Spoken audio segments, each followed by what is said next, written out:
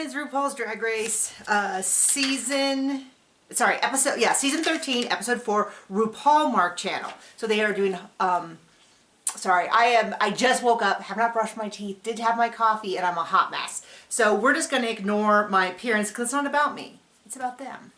So I don't actually watch Hallmark Channel Christmas, but I watch a ton of their mysteries. They're very cute. They're all cozy mysteries, which is the genre that I write, and I'm a big fan of them. So I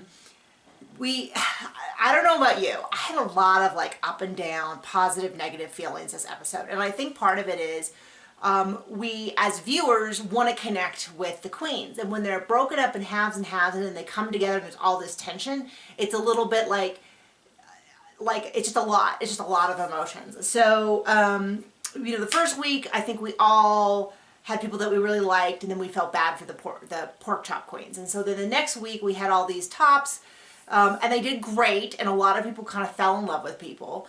And then the second week, we all kind of fell. It's very common to feel for the underdogs. So that kind of almost in a way set up the winners at a disadvantage. A lot of people felt the pork chop queens did so much better. I don't necessarily disagree, but I'm not enthusiastically agreeing either. A lot of people like the song better, but I was like, well, the songs were assigned. They did better choreography, but they did very well. I'm not arguing that they did very well. And so when I came into this episode, I had a lot of queens I was really excited about, and none really that I wasn't. Okay, I know a lot of people Candy Muse is kind of a lot. I've also kind of found Tina Burner a lot, but then I try to be fair about, it's not up to them that if the editors put a ton of their talking heads in and it seems really aggressive, everybody goes into those talking heads. And that's kind of your time to shine, and they ask your opinion and you give your opinion. So I kind of really blame Candy Muse for giving her opinion in an interview. And it seems like the other queens like her, so I'm trying to kind of be fair. And a lot of queens, if you watch some of the recaps, which I kind of do hit and miss, talk about how great she is and how interesting she is and how fun she is. So I'm not trying to get too much.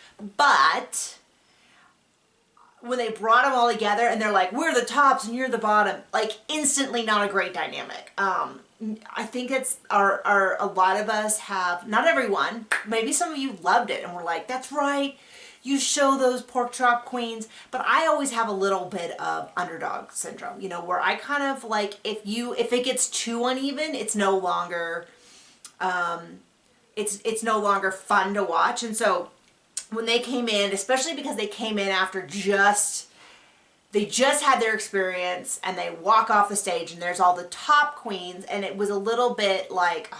Then they had Elliot with a T-hide, which is fine. But then they really set up the girls like they didn't say, which is kind of fine. But then Elliot comes out like raring, like, how dare you send me home? And it's like, okay, what are they going to do? Tell RuPaul that they refuse to? They're all going to go home because they won't vote one out? Like, we know it's a competition. This isn't like you were all hired for a job and at the last minute they're like, okay, you all have to vote someone off. It's like, it's a reality show. You know what you're coming into. You know that's how that works. Somebody has to go. It's the same thing I kind of feel about like when someone says, who do you think is the weakest? And they go, well, you gave so-and-so the worst critiques, and so I'm going to say them.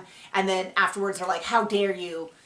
You shouldn't have said my name. And it's like, well, but it's not like you're giving your opinion when it's not being asked for, like we see later on in the episode. Anyway, so then I was a little bit like, and Elliot's like going for Tamisha, and she's like, why didn't you should have gone home. You could have gone home. And she's like, yeah, but no one voted for me. So there you go. So it was, anyway, my point was, they're all in a tense situation. I'm not going to burn anybody for the rest of the season because of this interaction. But I'll tell you, as a viewer, it wasn't my favorite thing. It wasn't my, oh, sorry, I didn't realize that was on. Let me turn that off. I don't know what you were staring at before that. Probably my social media. Anyway, there was just a lot going on in this episode. Then it was funny because RuPaul comes out and it's like 6 feet distance, more like 16 feet, like across the room. I imagine some of that has to do with cameras so that RuPaul can have a dedicated camera and then the rest, everybody. But it did look a little bit like RuPaul's like, hello over there, that kind of thing. So they're going to do Hallmark. RuPaul this is not going to be broken up by, you know, like a group of tops and a group of bottoms. She mixes them all up. So we have a Valentine's Day one, which is Denali, Elliot with 2 T's, Kimora, and Olivia. We have Lala Ree, Rose, Simone, and Utica doing Flag Day, and then a rom-com about April's Fool, which has got Mick, Joey, Candy, Tamisha, and Tina Burnham. So it looks like, in general, like it looks kind of random. I didn't see anything where I was like, ooh, this is going to be so spicy, that kind of thing. So then they all have to do a train, and then they all do their recording. Now, this is my opinion. This is what I've been saying the whole way through. I love that we got to see all of the queens. This is the 4th episode, so we're not going to lose anyone. The 5th episode is going to be the first episode where anyone's gone. Now, admittedly, episode 2 and 3, we only saw half the queens. So that means that we're going to see all of the queens for at least 3 episodes. So 4.5 hours. I'm fine with this. I say even at this point, coming into this episode, a lot of seasons you have a general sense of like, oh, who's floundering, and you're ready to let them go. You could kind of see who was floundering, but I didn't want to let anyone go. I thought it was an extremely strong group. I thought even like Utica for getting her lines, or Ross Matthews really getting on Kimora, I didn't think any of them were doing bad though. Like we've seen some people be really bad. There were definitely stars, and there were definitely people who struggled more, but I didn't think, there was no one where I was like, oh, this is terrible, this person's so boring, how did they get on the show? So anyway, they do, so they all do their trains, and there were some real standouts. I had a really nitpicky thing, which is the queens that wore the headpiece. So a lot of them didn't wear wigs at all, and it was very apparent. Now, I know that there are women who completely shave their head, but I think that even so, I think with certain, I think it's more appealing if, I don't know, I'm just going to say it, which is I thought Lala Reed's head thing, they loved the outfit. To me, it made her face look like an egg, and I didn't think it was attractive. I also didn't like the way that Joey J had the big ponytail, but this was real loose, and so it was really clear. I mean, I know that Joey J has hair underneath there, but it clearly wasn't the hair that was coming out of the head. Now, am I asking for too much? Maybe I am, but I will point out that Simone, who did the do-rag, was in fact wearing a wig underneath it. And you could barely see it, but when you looked at her, if somebody said, like, let's say, because you could kind of see some sideburns here, and you could see, I believe she was wearing braids underneath. But even when you couldn't see the braids, if you said, do you think she has hair underneath there, the way it sat, it was clear, and it gave this full illusion that this was actually, there was hair underneath there. And so for me, that was an issue. No one else cared. The other thing that I noticed was that Candy Muse didn't appear to have eyebrows drawn on. So if you look in real close, there's a big swath of brown here, but they're not in the shape of eyebrows. They look more like shadow. And so I'm kind of like, maybe I've been watching too much Instagram and TikTok, and I've gotten too used to like the huge Sharpie brows that everyone's doing, like the super crazy intense. I clearly don't do them myself. I always have natural brows because I don't know what to do with them, so I have what I have. But I've gotten so used to brows, especially drag queen brows, being very dark and very high that like Kimora's start below the brow bone and come kind of straight up at a diagonal. And the first week I almost couldn't see them. And then Candy's didn't appear to have drawn on eyebrows. I mean, maybe I'm spending too much time with Trixie Mattel videos. I don't know. Those are, I hope you hear those though, those are so minor. This is not, I feel like occasionally we have it where we're like, oh my gosh, that outfit, that face, it's a brick, it's terrible. I am picking things like, I think a wig underneath that headpiece would have been more fully realized. That is so nitpicky. And so you could argue in the comments that I'm totally wrong, that that is just a look and there's no way to pull it off, and I would be like, okay, and I'd drop it. So it was so high quality. When we saw the final video, there was some stuff I was kind of weirded out by, which is like, I didn't see Ross Matthews giving Denali a lot of feedback on like, you should be saying the line this way, the same way that we saw Ross Matthews give like Kimora really strict instructions. And I totally, I got what Ross Matthews was saying, but I also kind of understand why Kimora thought she was doing what she wanted, and I feel like it could have been explained more clear, like, we were rooting for you, as opposed to like the differences that Ross Matthews was giving were so slight. But then I feel like Denali, like they're like, oh, you had all these lines that you didn't emphasize correctly, and I'm like, well, I didn't see Ross Matthews giving any of that feedback to Denali. So do I feel outraged about the judging this episode? No. Would I have judged exactly the same? No, I don't think so. And I think a lot of people felt that way. I think that's just shows you how many people were so strong, and what small things sent people into the bottom. But we do see the US version of this show judging, which is that they took the main challenge super, super seriously, and the runway almost very, very little. The runway was used more to like swap one or two places, whereas when we saw other seasons, like I think Canada and either the Netherlands, where it was like the opposite. It was all the outfit and then maybe some swapping. Because I feel like Denali should have been safe based on how good the look was. And I feel like the ones who had weaker looks, but then again, see, they love Lala Ree's outfit, and I thought it was okay. I didn't think it was bad by any means. It just didn't blow me away the way it blew them away.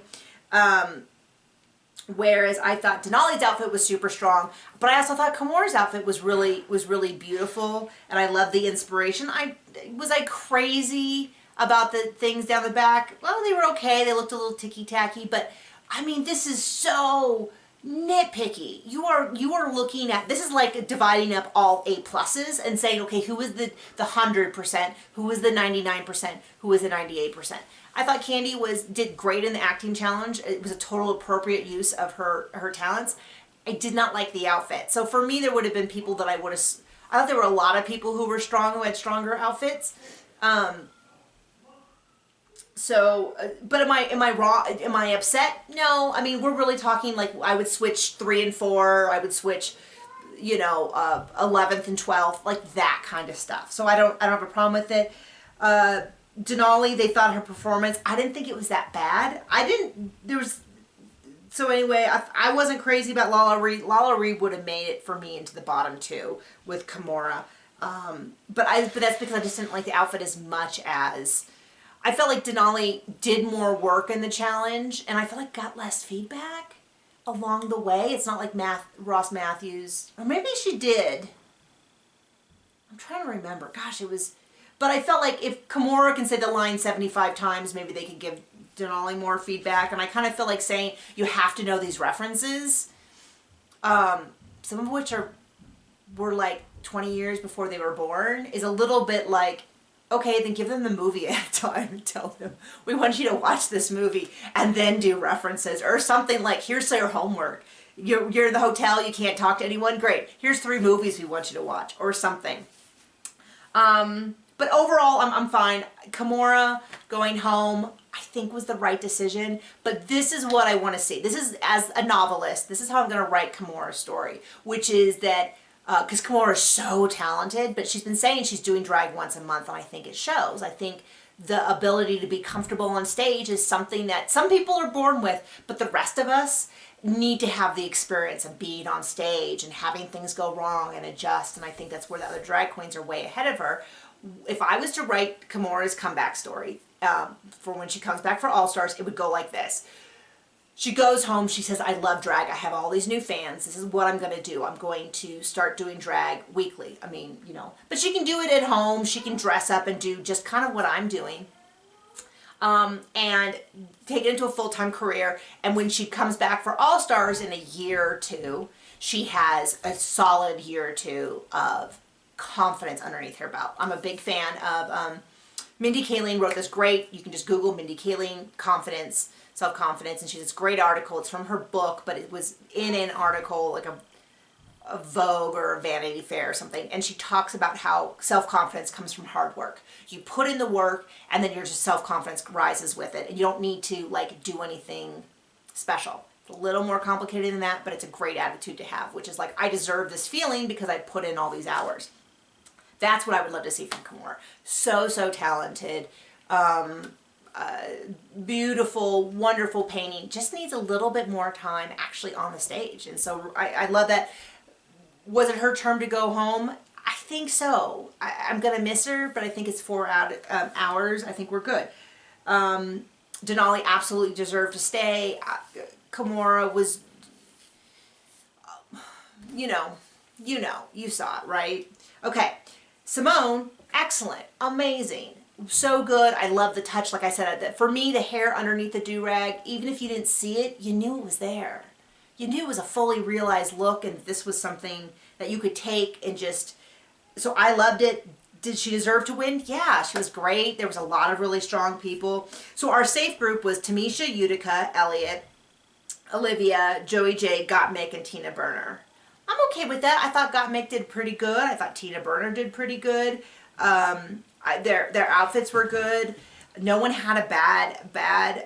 I loved Utica's Carol Burnett inspired. I thought that was great. I thought this is a good example of like, let's do something unusual to train. Everyone's gonna do a dress, so let's do something unusual. So we saw many suits with them coming off, and you go, yeah, but it's not integrated, but it's still at least I think a better choice than just a whatever dress, which is kind of what we had for different people. I have notes like fluffy, but I liked the Carol Burnett inspired because one, that's an iconic scene at the time, and still to this day, might be the longest naturally organic laugh. They did like, when she came out in that outfit, that was noted as being the longest on television laugh. I don't know if it's still to this day true, but it's very, very iconic in comedy. So for me, that's like perfect. Anyway, but I'm going to talk a little bit about Untucked, which is I was a little confused as to why Candy Muse felt she needed to say to the group that she thought Elliott was the bottom, and then repeat it like 4 or 5 times. I didn't necessarily get that. I thought it was from a self-marketing standpoint, it seemed unnecessary. That's never really gone over particularly well, whether we're talking about like Raven talking about Tatiana way back in the day, or whether we're talking about last season, Aiden and, how can my brain, okay, what is it? You know who I'm talking about. Kept going on and on and on, which is like, you're not doing yourself any favor, and all you're going to do is make the viewer start. So I don't have super strong feelings on Elliott. Elliott going after Tamisha right at the beginning was not the best choice. But her getting voted off first and moving over kind of won her some points. This is what I'm saying, like, it's a very weird social mix of like, you get kicked out first and then you get brought and then people are mean, so then you feel better, but then the first chance she gets, she's kind of mean to someone else and you're going like, oh, there's just too much dynamics. Do I hate anyone? No. What did I have Lala Ree and Joey J versus Simone, and I'm not totally clear whether oops. And then they all went outside and they had to wear masks, and I didn't, the clear mask. And I wasn't totally sure why they had to wear the clear mask outside. I'm wondering if maybe the camera people, like if it's an alley, if the camera people had to be significantly closer, so they said, if you're gonna go outside, you have to wear the mask so that we can film you. I don't know if that's the case. But my toddler is downstairs with my husband. It sounds like they're having a moment. So I'm going to go. Hit me up in the comments. Thank you to everyone who comments. I always read your comments. It always gives me something like, oh, I didn't think of that. Or, man, I wish I had mentioned that. Because there's so much in this episode, and it's only usually what's in my notes that I get around to discussing. So tell me how you feel about the groups coming together, the dynamics, whether you thought, the kind of stuff I mentioned. And, I don't know, your best wishes to Kimura as she heads out into the world. And hopefully we see you back for All Stars. Okay, bye.